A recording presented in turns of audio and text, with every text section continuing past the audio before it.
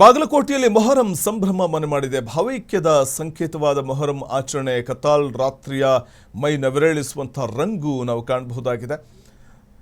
Alloy ದೇವರ ಪಂಜಾಗಳಿಗೆ ನೈವೇದ್ಯವನ್ನು ನೀಡುವಂಥದ್ದು ಗಮನಿಸಬಹುದಾಗಿದೆ. ಬಾದಾಮಿ ಬೀಳಗಿಯಲ್ಲಿ ಅದ್ಧೂರಿ ಆಚರಣೆಯನ್ನು ಮಾಡಲಾಗ್ತಾ ಇದ್ದು ಹುಲಿವೇಷ ಜಾನಪದ ಕಲೆ ಈ ವೇಳೆ ಗಮನ ಸೆಳೀತಾ ಇದೆ.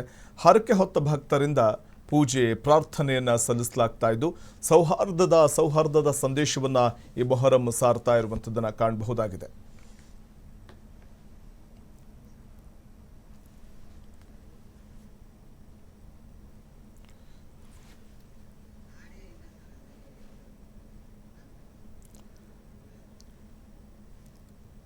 ರಾಜ್ಯಾದ್ಯಂತ ಮೊಹರಂ ಆಚರಣೆ ಮಾಡಲಾಗ್ತಾ ಇದೆ. ಏಕೆಂದರೆ ಮುಸಲ್ಮಾನ್ ಬಾಂಧವರು ನೋಡಿ, ಭಾವೈಕ್ಯತೆ ಸಂಕೇತ ಇದು. ಕರ್ನಾಟಕದ ಗ್ರಾಮೀಣ ಭಾಗಗಳಲ್ಲಂತೂ ಹಿಂದೂಗಳು ಮತ್ತು ಮುಸ್ಲಿಮರು ಜೊತೆಯಾಗಿ ದೇವರ ಹಬ್ಬ ಅಥವಾ ಪೀರ್ಲ ಹಬ್ಬ ಅಂತ ಆಚರಣೆ ಮಾಡ್ತಾರೆ.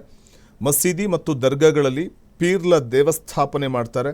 ಅಲಾವಿ ಕುಣಿತ ಹಾಗೂ ಕರಬಾಲ ಮೈದಾನಕ್ಕೆ ಪೀರ್ಲ ಮೆರವಣಿಗೆ ನಡೆಸೋದು ಮುಖ್ಯ ಆಚರಣೆ. ಏಕೆಂದರೆ ಹಿಂದೂ ಮತ್ತು ಮುಸಲ್ಮಾನ್ ಬಾಂಧವರು ಭಾವೈಕ್ಯೆಯಿಂದ ಆಚರಿಸುವಂಥ ಒಂದು ಮೊಹರಂ ಆಚರಣೆ ಇದು. ಮತ್ತು ಈ ಹಜರತ್ ಇಮಾಮ್ ಹುಸೇನ್ ಅವರ ತ್ಯಾಗ ಮತ್ತು ಬಲಿದಾನದ ನೆನಪಿನಲ್ಲಿ ವಿಶೇಷ ಪ್ರಾರ್ಥನೆ ಹಾಗೂ ಕೀರ್ತನೆಗಳನ್ನು ಹಾಡಲಾಗುತ್ತೆ.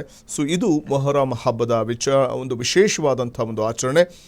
ಮೊಹರಂ ಆಚರಣೆಗೆ ಸಂಬಂಧಪಟ್ಟಂತೆ ನಾವು ನೋಡ್ತಾ ಹೋದರೆ ಗ್ರಾಮೀಣ ಭಾಗದಲ್ಲಂತೂ ಹಿಂದೂಗಳೂ ಕೂಡ ಈ ಮೊಹರಂ ಆಚರಣೆಯಲ್ಲಿ ತಾವೂ ಪಾಲ್ಗೊಳ್ತಾರೆ. ಜಾನಪದ ಕಲಾ ತಂಡಗಳು ಕೂಡ ಹೆಜ್ಜೆ ಹಾಕ್ತವೆ. ಮತ್ತು ಹುಲಿವೇಷ ಈ ಸಂದರ್ಭದಲ್ಲಿ ಬಹುದೊಡ್ಡ ರೀತಿಯಲ್ಲಿ ನಮಗೆ ಅಂದರೆ ನೆರೆದಿರುವಂಥವರಿಗೆ ಮನರಂಜನೆಯನ್ನು ಕೊಡುವಂಥದ್ದನ್ನು ಕಾಣಬಹುದು. ಈ ವೇಳೆ ಭಕ್ತರು ವಿಶೇಷ ಹರಕೆಯನ್ನು ಹೊತ್ತು ಪೂಜೆ ಪ್ರಾರ್ಥನೆ ಸಲ್ಲಿಸುವಂಥದ್ದು ವಾಡಿಕೆ ಇಲ್ಲಿ. ಮತ್ತು ಎಲ್ಲಕ್ಕಿಂತ ಹೆಚ್ಚಾಗಿ ಮುಸಲ್ಮಾನ್ ಬಾಂಧವರು ಮತ್ತು ಹಿಂದೂಗಳು ಒಟ್ಟಿಗೆ ಸೇರಿ ಈ ಹಬ್ಬವನ್ನು ಮೊಹರಮನ್ನು ಆಚರಣೆ ಮಾಡುವುದಿದೆಯಲ್ಲ, ಇದು ಭಾವೈಕ್ಯತೆಯ ಸಂಕೇತವಾಗಿ ಗಮನ ಸೆಳೆಯುವಂಥದ್ದನ್ನು ಕಾಣಬಹುದಾಗಿದೆ.